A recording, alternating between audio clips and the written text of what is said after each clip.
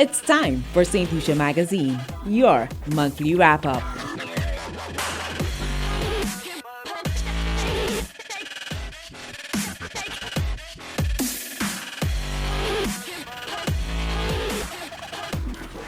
Hello, welcome to Saint Lucia Magazine, our monthly production reviewing developments in government across various sectors of healthcare, education, the economy, infrastructure, and social welfare.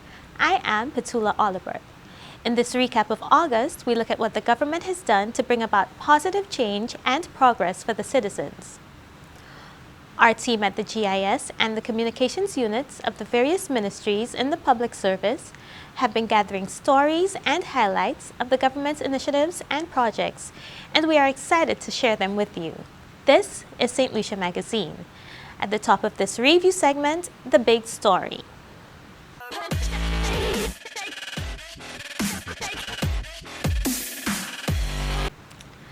This month saw the signing of an agreement for the reconstruction of the St. Jude Hospital and the rehabilitation of the George Odlum National Stadium. The Government of Saint Lucia and the Saudi Fund for Development signed a multi-million-dollar agreement for work on these two major national facilities in the south of the island. Virgil Leonti has that report. Prime Minister Honorable Philip J Pierre and Chief Executive Officer of the Saudi Fund for Development, His Excellency Sultan Al Mashad, on Thursday, August 5th, signed a loan agreement for the rehabilitation of the St. Jude's Hospital and the refurbishment of the George Odlum Stadium. The agreement for nearly $75 million or just over 200 million Eastern Caribbean dollars is a concessionary loan. St. Lucia will be repaying at an interest of 2%.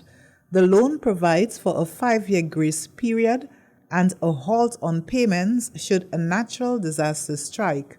In a much-anticipated announcement, Prime Minister Honorable Philip J. Pierre said that St. Jude's Hospital will finally be delivered to the people of St. Lucia.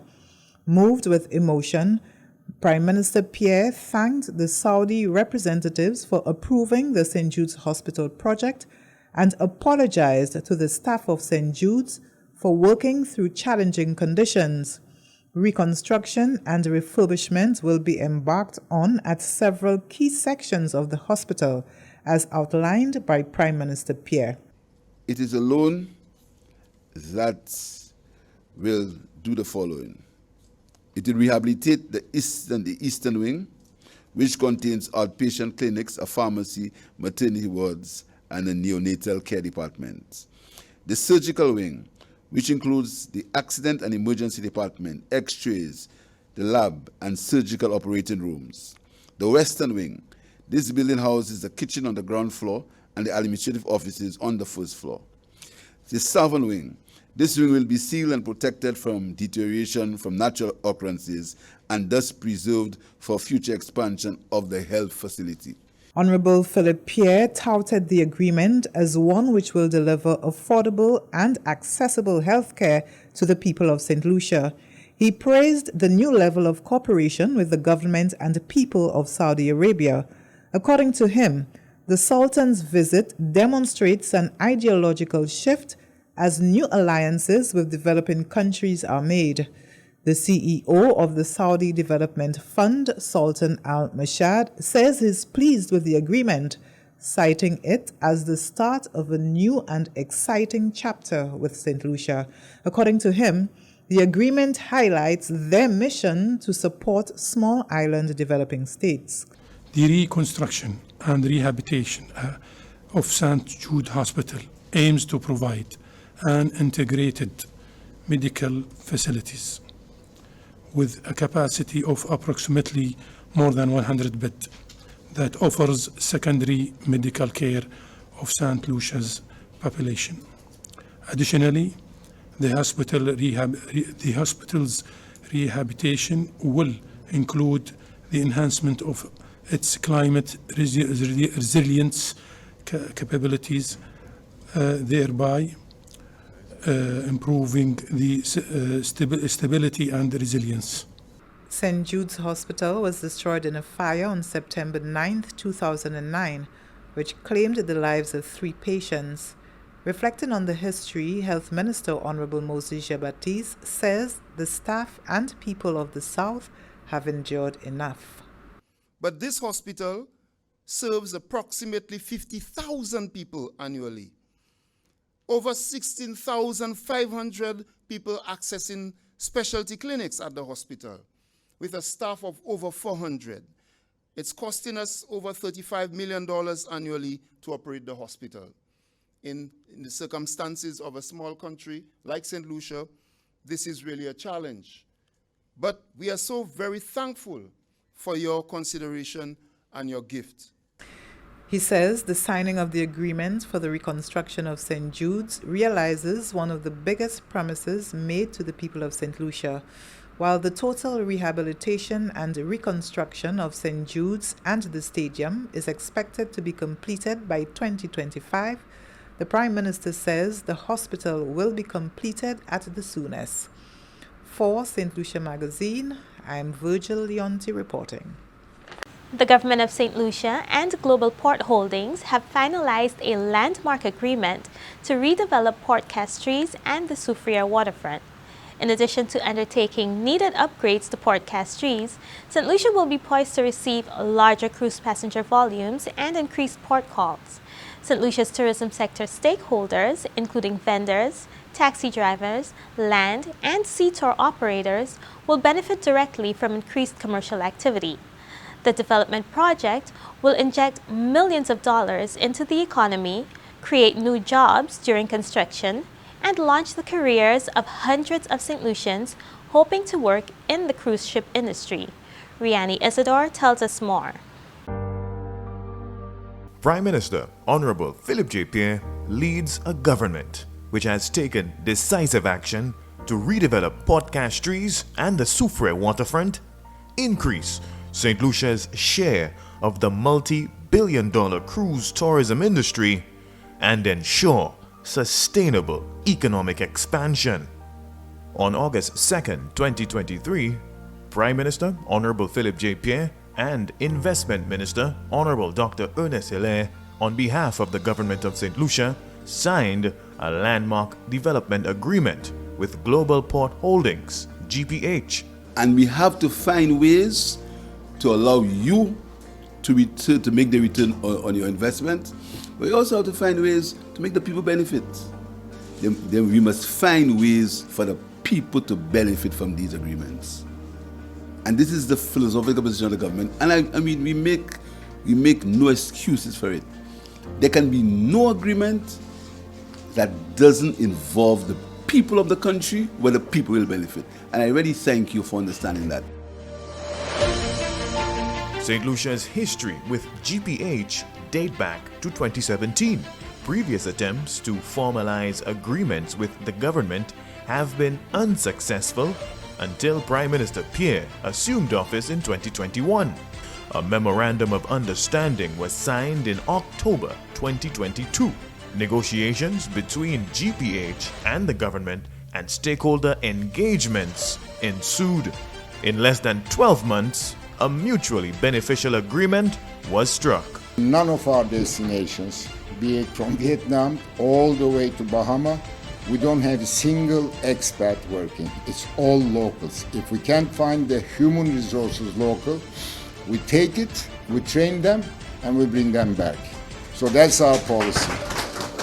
Port Castries and the Castries waterfront are earmarked for transformational redevelopment, which includes expanded berthing facilities to accommodate Oasis-class cruise ships, new duty-free and vending facilities, and the redevelopment of Banans Bay. We certainly look forward with eager excitement to the immediate commencement of works and the implementation of the agreements. The Castries waterfront will look a lot better with a redeveloped vendors arcade. We've worked on improving the berthing at Port Castries.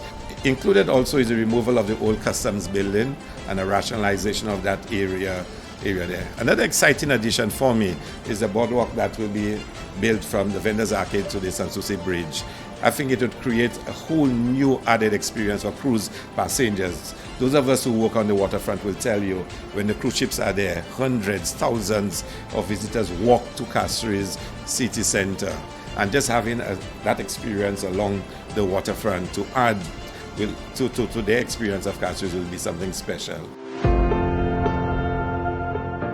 The Soufrière waterfront, although not included in GPH's original development plans, is now affixed in the final agreement thanks to strong lobbying efforts by the Minister for Commerce, who is also the Member of Parliament for Soufrière for Saint-Jacques, the Honorable Emma Hippolyte.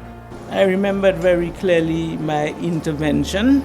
I want to say thank you to the chairman of GPH for agreeing to include Soufrière in this project. I want to thank the Honorable Prime Minister for agreeing, because if he didn't agree, then the project would not have taken place, for agreeing to include Port Soufrière in this development. So today, I could remember very clearly when I approached the people of Soufrière in the election, my tagline was, "Together, let us transform Soufrière for Saint-Jacques." And I'm pleased that this project will be an integral part of this transformation of Soufrière. GPH is investing more than US $40 million into the project. St. Lucia has agreed to a 30-year concession with a potential 10-year extension option for the cruise-related operation. Once completed, the project would invite greater participation in the tourism sector by more St. Lucians and also create new business opportunities for St. Lucia's tourism industry stakeholders. But I'm hoping that that experience and that development will more or less present itself as the catalyst for the social and economic development of the urban areas of Castries. What is behind the veil of this new development that is taking place? In 2019, St. Lucia welcomed 790,000 cruise ship passengers. The completion of the GPH development project by 2025 is expected to lead to a rise in passenger volumes to more than 1 million in the near term. Office of the Prime Minister. You're watching St. Lucia Magazine on the National Television Network. Stay with us. The Ministry of Agriculture, Fisheries, Food Security and Rural Development is placing heavy emphasis on the concept of food security. It's our prosperity, our future. The Cocoa Sector Enhancement Project, CSEP, is targeting the rehabilitation of at least 201 acres of cocoa and the expansion of at least 294 acres. It protects against main diseases like black pod and witch's broom and pests like rodents. It secures the appropriate enabling environment to advance the sector.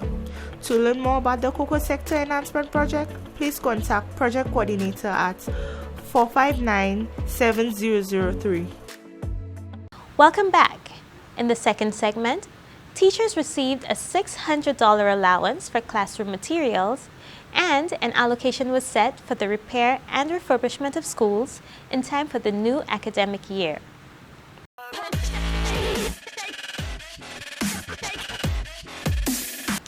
Destination St. Lucia will be home to the first all-inclusive Secrets resorts in the Eastern Caribbean region. Over the course of construction and completion of 351-room property, St. Lucians will gain access to hundreds of new jobs and sustainable job opportunities.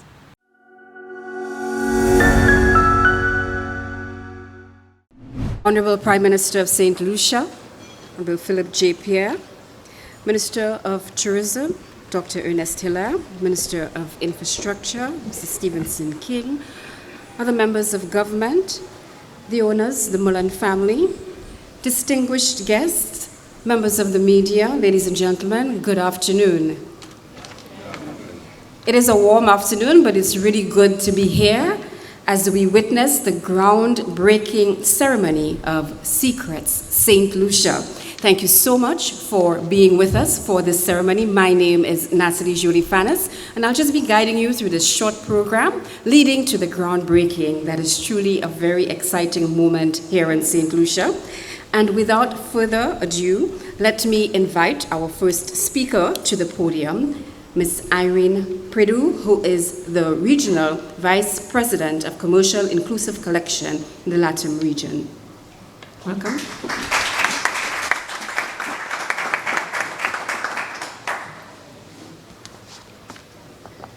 Good morning.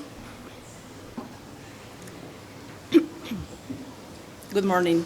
I am Irene Prado, Regional Vice President, Commercial, Latin America, and English-speaking Caribbean for the Inclusive Collection, part of World of Hyatt, representing the largest luxury all-inclusive portfolio in the world. We are excited to be here today to celebrate this milestone. We are pleased to be joined by the owners of Secret St. Lucia Resort and Spa, Mr. John Mullen, Mr. Jeff Mullen, and Mr. Matt Mullen, along with Honorable Philip J. Pierre, Prime Minister of St. Lucia, Honorable Ernest Hiller, Minister of Tourism St. Lucia, Emilio Hun, Regional Vice President, Operations, Latin America and English-speaking Caribbean Inclusive Collection, and Kaylia Harrison, Director of Sales, Secret St. Lucia Resort and Spa. I'm thrilled to be here today to celebrate this exciting moment together. The development of Secret St. Lucia Resort and Spa reinforces both Hyatt and the Inclusive Collection's unwavering commitment to growth throughout this destination, and this new resort is a benefit to the local St. Lucian community through a variety of opportunities. As a brand that brings sophisticated couples seeking a luxurious romantic gateway, Secret St. Lucia Resort and Spa looks forward to welcoming guests celebrating life's special moments to this breathtaking destination. In addition to attracting new visitors, the resort will aid in providing additional employment opportunities for local residents. Located on this stretch of picture-perfect beach and minutes from the world-class Rodney Bay Marina and the capital city of Castries, Secret St. Lucia Resort and Spa will offer stunning views of the dramatically tapered mountains. Upon opening, Secret St. Lucia Resort and Spa will offer 351 rooms and suites with luxurious amenities including 16 food and beverage outlets with 6 fine dining options and the world-class Secret Spa by Pevonia. The Inclusive Collection looks forward to the opening of this elevated and well-appointed Secret St. Lucia Resort and Spa in the near future. On behalf of everyone at Inclusive Collection, we would like to acknowledge and express our gratitude to the Mullen family again for their continued support of the local community and the beautiful islands of St. Lucia. Again, we congratulate everyone on this groundbreaking today. Thank you all for joining us.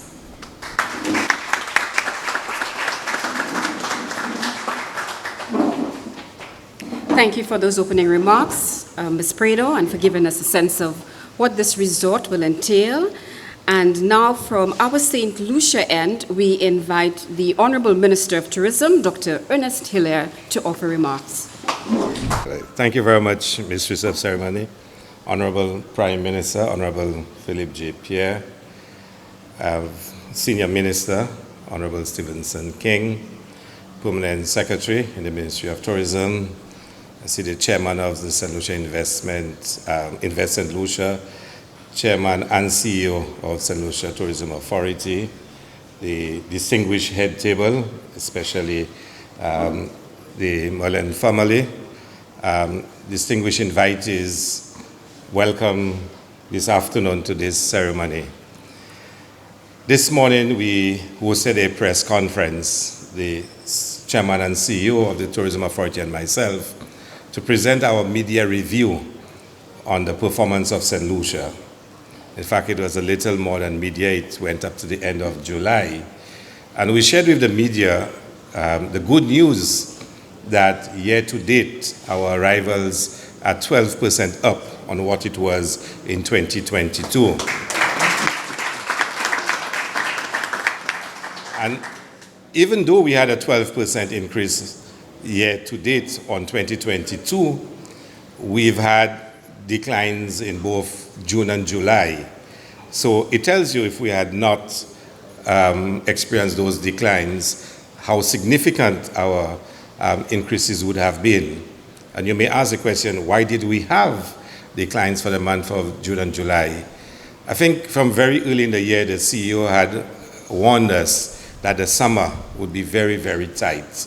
And she explained to us then that as Europe opened and fully removed all protocols for COVID, and the Far East open, the scarcity of equipment that the aviation industry is experiencing right now would affect us, as most planes would be heading to Europe and to the Far East.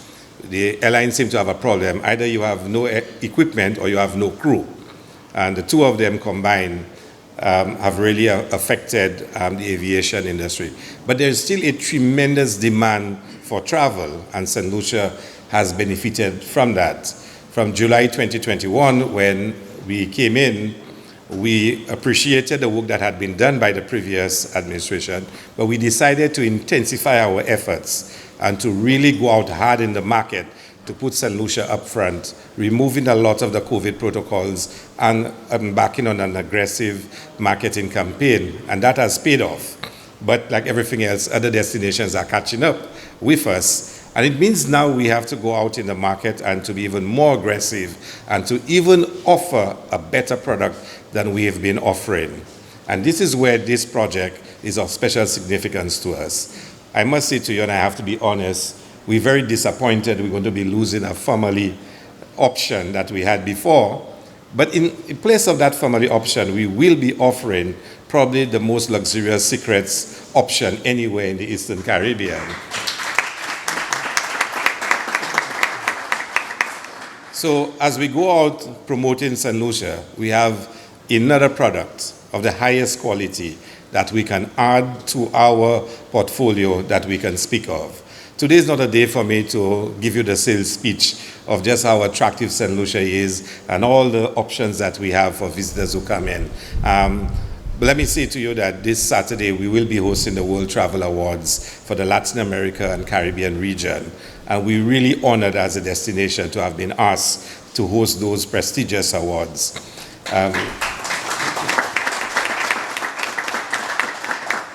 You would know that for the last few years, I think almost 14 years, we have been voted the world's leading honeymoon destination. Of course, our big competitor is the Maldives. Last year, for the first time, we won the Caribbean leading adventure destination. And I noted in the nominations for this year, we are nominated for a couple of other awards. So if all goes well on Saturday, we may very well cop another award to add to what we already have. I believe St. Lucia is an exceptional destination. I believe our people adds tremendously to our extraordinary physical beauty that we offer. So to the family, I want to say to you that the decision to invest in this property will be worth it. St. Lucia is a worthy destination. It is a preferred place for investment, and you've made the right decision. The only issue we have now is how quickly you will complete this project.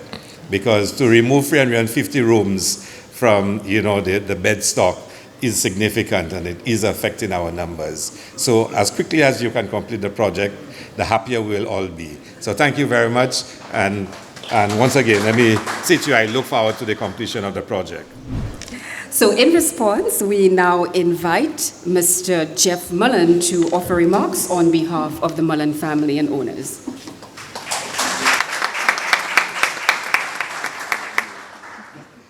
Welcome. Honorable Prime Minister, Honorable Minister Hilaire, Honorable Minister King, members of the government, Chairman Arnold, Chairman Antoine, CEO Charles Jules, and representatives of the St. Lucia Tourism Authority, representatives of St. Lucian Hospitality and Tourism Association, representatives from St. Lucia Air, Sea, Port Authority, members of the media, and friends. Welcome to the St. James Club, Site of the Future, Secrets St. Lucia. I am Jeff Mullen. I'm the President and CEO of the Mullen Real Estate Capital. I'm joined here today by other members of my family, my brother Matt, and my father John, founder of the Apple Leisure Group. As well,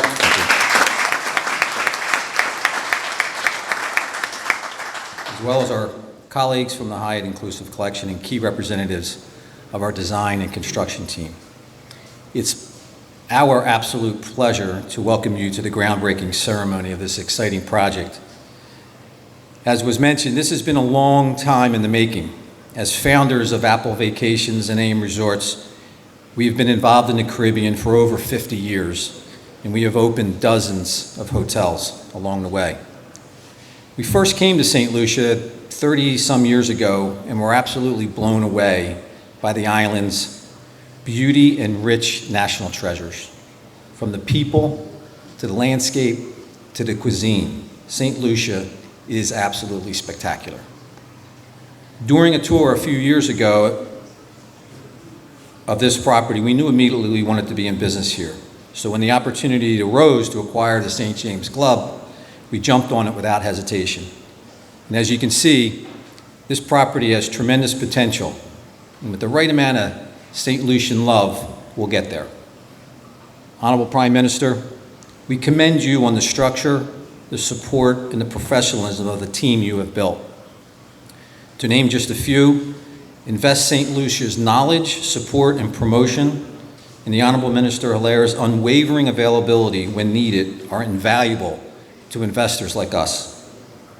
We are aligned with Minister Hilaire's initiatives and the promotion to promote guests exploring the experiences on the island and the economic impact it will have beyond the hotel, as well as his work positioning the island as a premier destination, both of which are instrumental to St. Lucia's sustainability. With the help of many people here in attendance today, we have embarked on a journey to convert an existing hotel into a Secrets Resort and Spa St. Lucia brand, a brand we helped pioneer defining unlimited luxury and romance, a brand that attracts year-round guests from the most important source markets. Today marks an important milestone in this journey. It's the day we stop drawing things on paper and start constructing them of the project. As mentioned by Irene, this property will feature 351 luxurious guest rooms in an adults-only environment. We are creating a new preferred wing with ultra-luxurious accommodations and suites, all with beautiful views of St. Lucia's breathtaking landscape and beach. Our project will feature 16 new food and beverage venues, including 6 fine dining outlets. We're building a brand new spa, which will feature the latest in hydrotherapy and wellness experiences in 6 new treatment bays overlooking the property. And finally, we are undertaking a comprehensive renovation of the grounds, including an enormous landscaping project with a specific emphasis on incorporating the lush beauty of the island and the character of St. Lucia. We are also delighted to be working with a very large contingent of local professionals and construction firms to support the build-out. We are grateful to our general contractor, Codelpa, who we have completed similar projects in the Caribbean, and I am particularly excited that all of our architecture, structural, and engineering is being done here locally in St. Lucia. And I thank our valued consultants for their tireless work. Honorable Prime Minister, members of the Cabinet, and friends, thank you so much for this incredible welcome you have provided to my family, as well as support you have offered for our project. The efforts of the St. Lucian government have been essential in our acquisition and soon-to-be transformation as quickly as possible. And we are delighted to have the privilege to collaborate with yourselves and your agencies in this regard. We recognize that the hotel has been closed for a while, and we are looking to get this property opened as soon as possible, targeting an opening in less than 12 months to get our employees back in place, create new jobs, and support increased airlift to the island.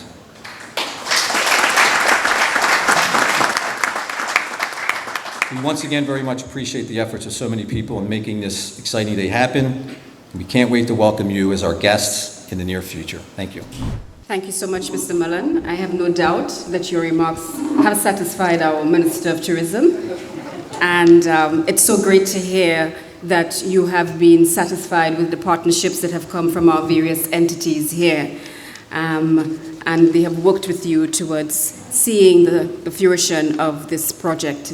But I'm not the one to respond. I now invite our Honorable Prime Minister, Mr. Philip J. Pierre, to offer remarks before we move on to the groundbreaking ceremony.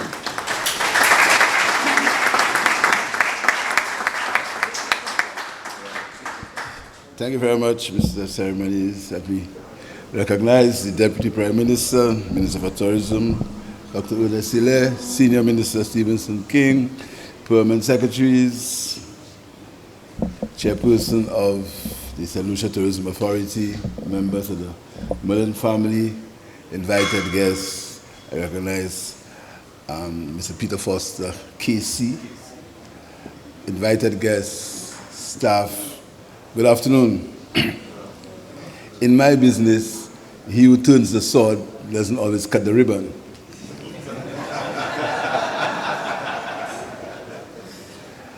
Sometimes you are very fortunate. You turn the sword, you may even hurt your back. But when the time comes to cut the ribbon, other people decide that you're not cutting the ribbon. This is why it's very important that this hotel, we cut the ribbon in 1 year. So I want to assure the Mullen family that the government will do whatever we have to do. All we ask from you is to be fair to the people of Saint Lucia, to be fair to the workers of Saint Lucia, and to ensure that Saint Lucia is at the top of your list of priorities. The government will do whatever we have to do.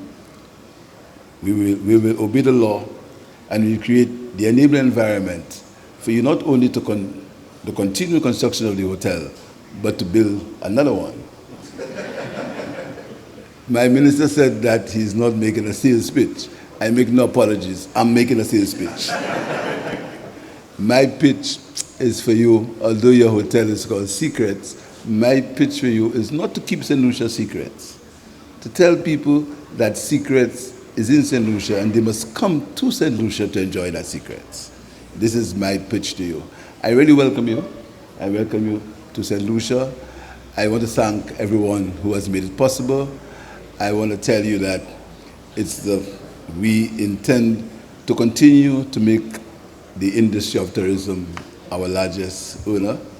We hope that you can create the necessary linkages between tourism and the other sectors so that people can benefit. It's important that the people benefit, and it's important that we give you an environment where you can benefit, where you can create more return on investments for yourself.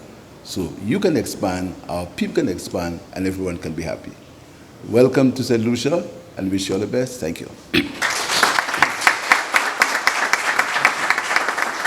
The tourism industry has been the main driver of our economic growth. Our first objective must be to build a sustainable and resilient tourism industry.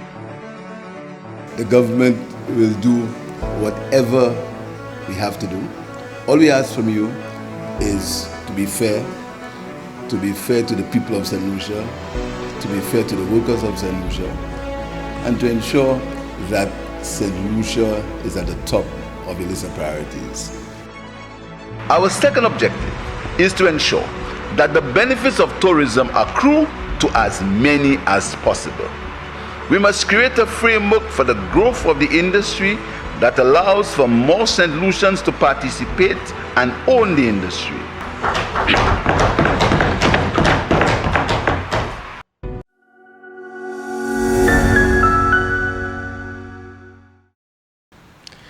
Parliament approved an allocation of 5.4 million EC dollars for school repairs. Parliament also approved a one-time $600 payment to teachers to support instruction. More in this report from Riani Isidore. A $600 increase in the one-time allowance to teachers. When you received the news that the allocation would be increased, what was your reaction? How did you feel? It was about time. So I'm very happy about that. I think that it's a positive step.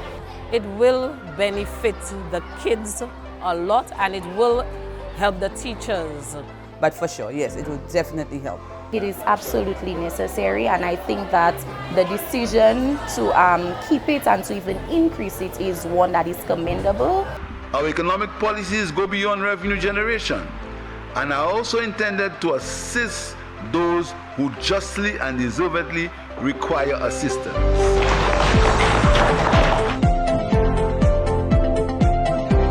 The Department of Finance has sought to clear misconceptions that the 2.5% health and security levy implemented by the Government of Saint Lucia is a value-added tax. The department says government's tax policy forms part of prudent financial management in balancing the country's budget. Glenn Simon reports. Finance, customs is part of finance, inland revenue is part of finance, so these are the executing agencies. In an effort to provide greater clarity on government's recent policy decision to implement a health and security levy from August 2, 2023, Permanent Secretary in the Department of Finance, Francis Fontenelle, said one of the core responsibilities of a government is fiscal responsibility or fiscal sustainability. But what is fiscal sustainability in the truest sense? It is pretty much, when given a government's current policies, its ability is to generate revenue to at least match its expenditures. Fontenelle noted that similar to household budgets, the government must be mindful of balancing its budget using debt for any sustained period of time, as ballooning debt can land governments in the hands of foreign debt collectors. The optimum scenario, he said, is for government revenue to match its operating and capital expenditure. And that is where the government, where revenue comes in, where tax policy comes in. Because if the government is noticing that over a period of time that you have what is called a fiscal deficit or an operating account deficit or current account deficit, meaning that your revenue is not sufficient to take care of your operating expenditure, then you can see there is danger down the line. And that is why the government has to come in with policies to correct this. Deputy Comptroller at the Customs and Excise Department, Eva Marius de Turville, said that the department collects over 50% of government revenue and is responsible for the administration of the health and security levy on goods coming into the country. So all the new taxes that are emanating from the budget cycle for this year, we are responsible for implementing these new taxes on the applicable goods at the time of importation or when the taxes become payable.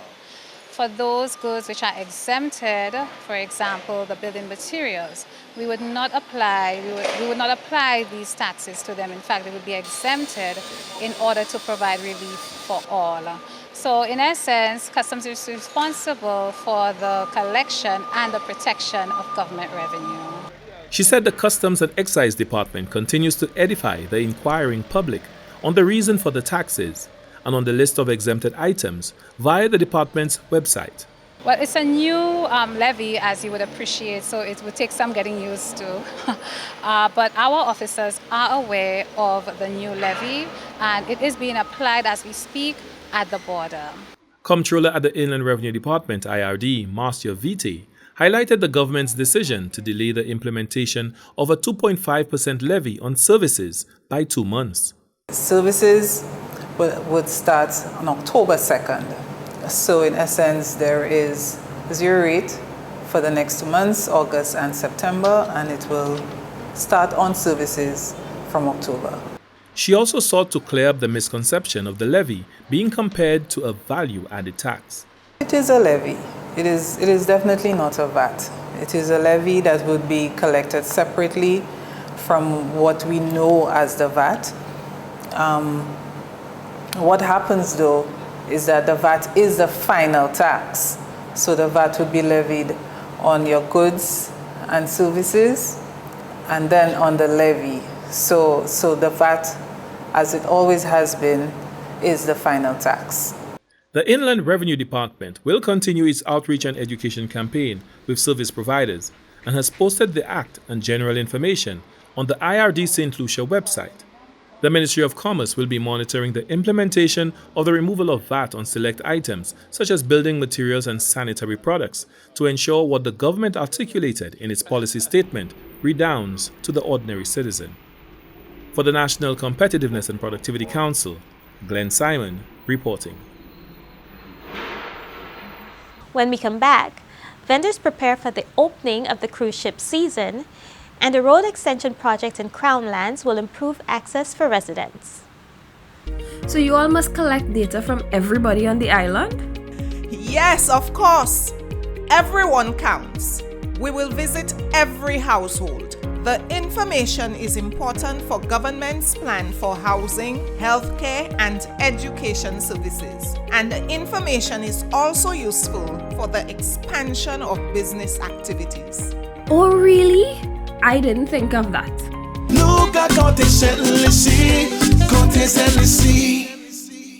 Welcome back.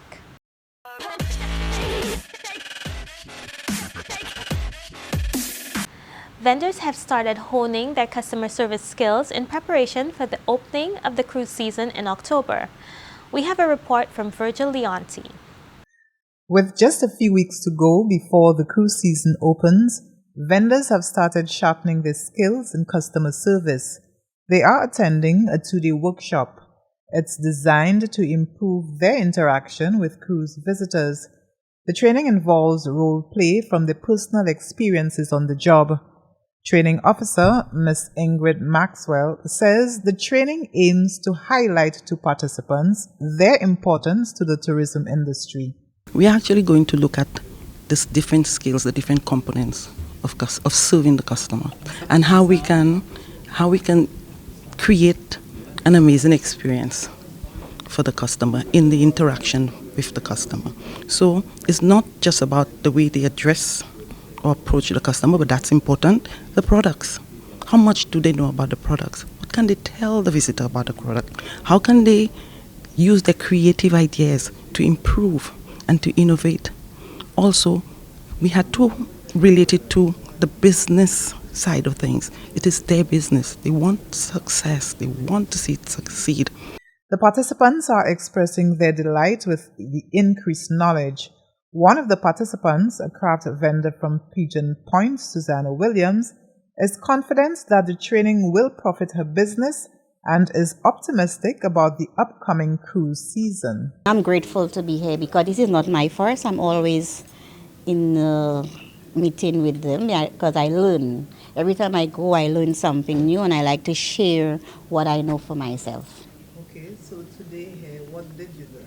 Well, so far I learned how you can approach a tourist, which I know a little, but you never know. You can change your strategy and come up with something new to entertain them, that they can, to make the day, and to welcome them, that they can share the good word, that they meet warm and welcome people, so they can come back with friends or share it with their friends, and the friends could come and visit Saint Lucia and see all the beautiful Diamond Falls, pitons.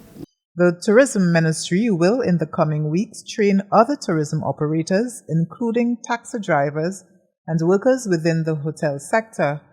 Deputy Permanent Secretary in the Ministry of Tourism, Anne Margaret Adams, says the ministry is mindful of the importance of customer relations to the image of the island. At the end of the session, we expect that the operators will learn how to develop their skills, how to improve their business, because at the end of the day, it's about selling their product, selling themselves, first of all, before they actually sell the products, and that's really key. And we also want to impress upon them the importance of their role as vendors within the industry. They're not just sellers of goods, but they are persons who really bring our culture, the creativity of our culture in their craft, and also persons who are able to improve the experience and how to gain more repeat visitors so that our image of the destination is really enhanced. Training will remain a top priority for the Ministry of Tourism, which will expand its training program to other tourism operators. This is critical if the country is to maintain its competitive advantage, according to training coordinator Ms. Nanji Pascal. We think it's very important that the vendors get this exposure, and we think it's supposed to be a yearly thing. Every year we're supposed to add on the skills, because these vendors are first in line. They come into contact with the visitors, and our industry is very fragile, and we're very, very interested in increasing our revenues on island, as well as maintaining a lot of the awards that we receive. So the only way we can do this is to constantly train our people so we can remain competitive. It is expected that the training will provide tourism workers greater sensitivity in their approach to and communication with their customers. Cruise season opens here in October. For St. Lucia Magazine, I'm Virgil Leonte reporting. Crownlands residents enjoy better road conditions as a result of a St. Lucia Social Development Fund road extension project. Residents will have better access to their homes and improved access to medical and other essential services. John Emmanuel reports.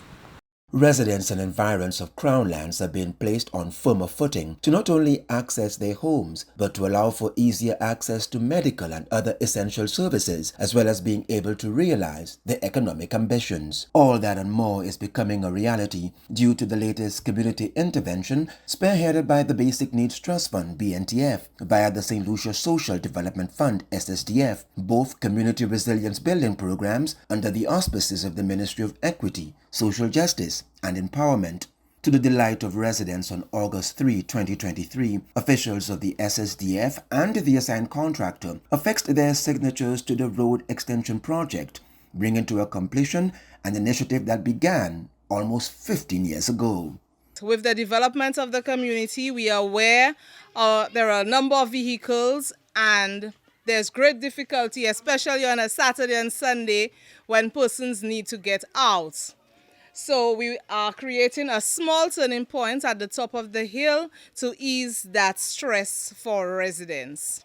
The road extension will see an additional 300 feet of road and accompanying drainage added to the existing road. The road extension in the community of Crownlands, perched on a hilltop, will significantly improve the precarious pathway residents have had to contend with for years.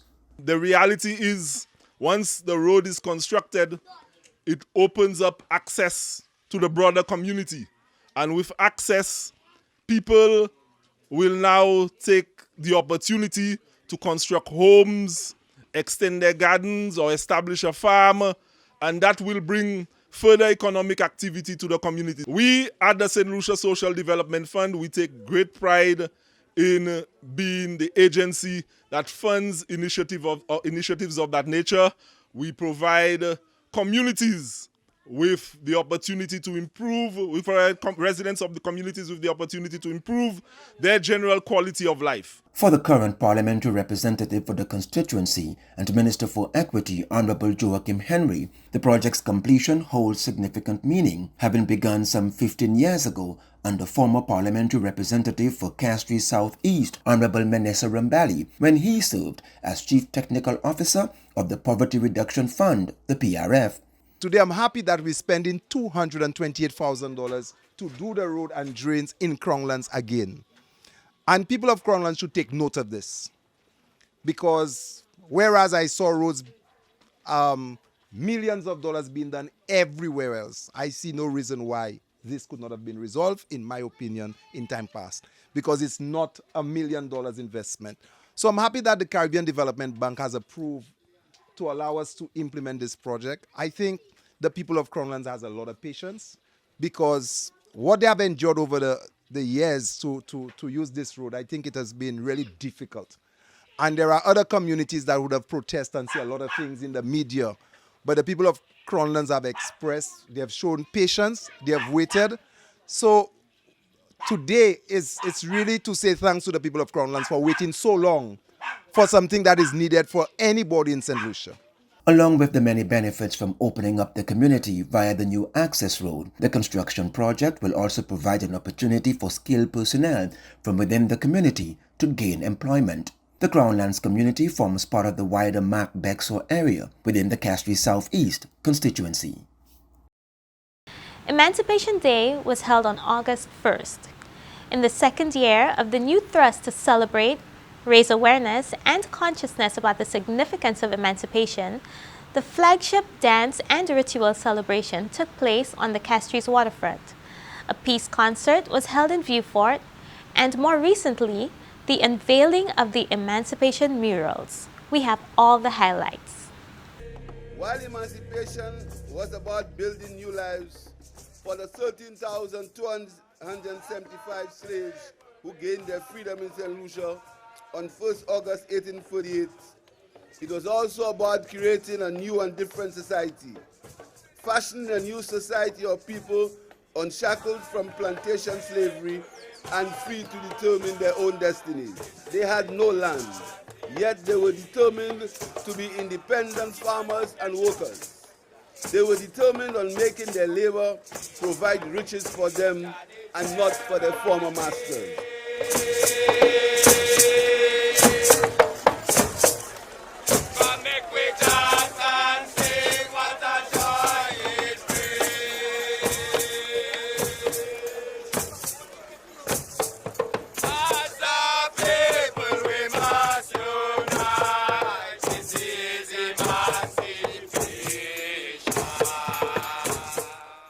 Before 1952, you had to have been a plantation owner or a descendant of our colonial masters to cast the ballot.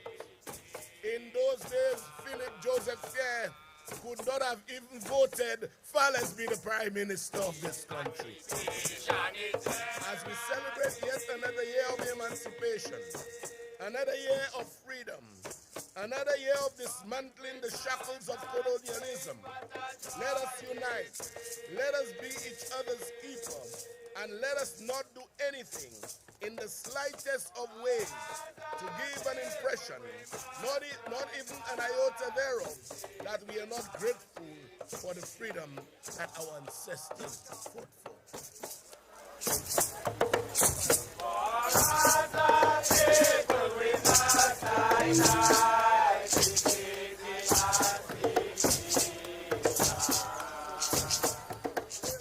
We reflect on what we went through as a people. It must inspire us to a better future. And every single day that we serve in government, it's about building that better future. That future that overcomes all the consequences of colonialism. It never had a conscience. It was devastating. It decimated us. But we must rise and we must build a better future. So emancipation is more than just a reflection on the past. It is a look to the future, to what we want to become. And I call on all of you as we celebrate for the second year for us to think, yes, let's reflect on the past, but let us equally commit ourselves to building a better future.